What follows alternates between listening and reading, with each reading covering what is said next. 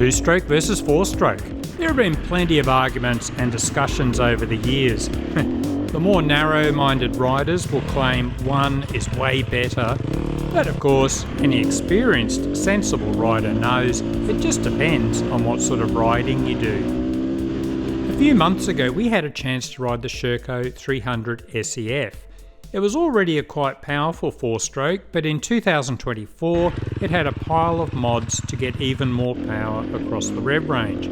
So it was a great opportunity to compare it to the Sherco 300 SE two-stroke and see if there was much difference. Quick bit of history, up until around the year 2000 there was a big difference. Four-strokes were generally seen as the choice for dual sport or beginner dirt riders. They were heavy and underpowered, but the four-strokes were more reliable and had a very linear power delivery. The old two-strokes, the choice of racers and experienced riders due to their light weight and plenty of horsepower. But those vicious power bands were terrible for general off-road riding until power valves and other mods made the power delivery more linear. Today, the differences are much less. The current four-stroke enduro bikes are only a bit heavier and have far more horsepower in the past 25 years. Maximum horsepower has barely changed for the two-strokes, but the power is far more linear. They rarely foul plugs, and they tend to need far less top-end and bottom-end rebuilds nowadays. There are still differences though. It's easy to focus too much on interpreting dyno charts, but let's compare Sherco's 300 models. The two-stroke clearly puts out more maximum horsepower, and while the power delivery is linear, it occurs over a much narrower rev range. In contrast, the four-stroke is producing its power over a much broader rev range. It's easy to be seduced by the maximum power figures and assume the two-stroke must be best. But of course, anything over 40 horsepower tends to just be wasted in wheel spin. And this is why the four-strokes can be much easier to ride in the hands of your everyday dirt muppet.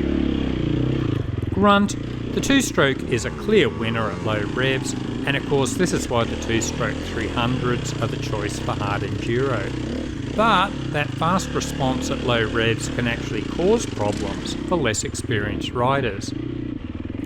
Okay, let's forget the dyno chart and go for real life experience. The first thing we notice, we usually warm up in some slow technical sections. And at first, we found this four-stroke almost unrideable. We kept stalling. We reminded ourselves to rev higher and slip the clutch more. We kept stalling. This is partly due to less grunt.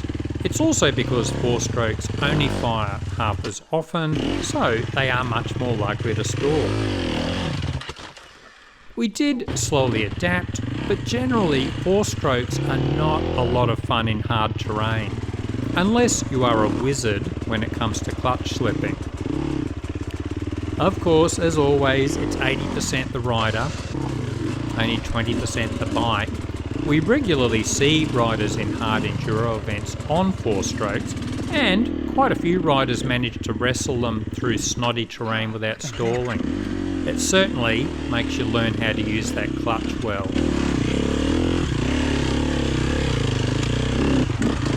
On more open tracks, very different story.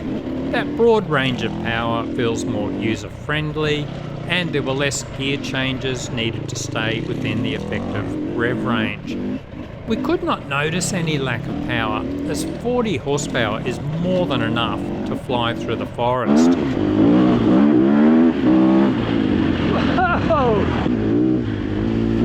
And in a lot of terrain, a four-stroke can actually get better traction. Some riders have discovered this on hill climbs where the thumpers are less likely to spin. And acceleration? Firing only half as often, the rear wheel tends to dig in instead of spin, so it felt every bit as fast as the two-stroke under acceleration. In fact, we did an impromptu drag race on a dirt road, and the two-stroke dropped way behind because it was wheel spinning too much. A possible downside? The The four-stroke felt more tiring to ride on the open tracks though. Like many fuel-injected engines, the 300 four-stroke's throttle response feels quite snappy. And then the moment you close the throttle, that engine brake kicks in. We found this stop-go tendency quite tiring, but then we've only ridden two-strokes for years now, so perhaps it's a matter of just adapting. Engine brake can definitely be an advantage for some aspects of enduro riding, and that snappy throttle response can always be removed by using a G2 throttle tamer. We have fitted that to previous four-strokes with great success. Does the four-stroke feel heavier to throw around on tighter tracks? Perhaps a little.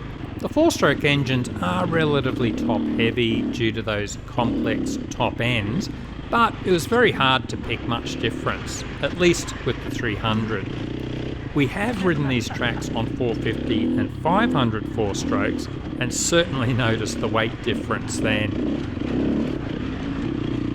So, could I see myself changing back to a four-stroke after years of smoking? Maybe. The 300 SEF was a bundle of fun on the open tracks. In my 60s, I find the hard enduro rides are really beating me up too much. I'm trying to decide whether to get back into more normal enduro riding.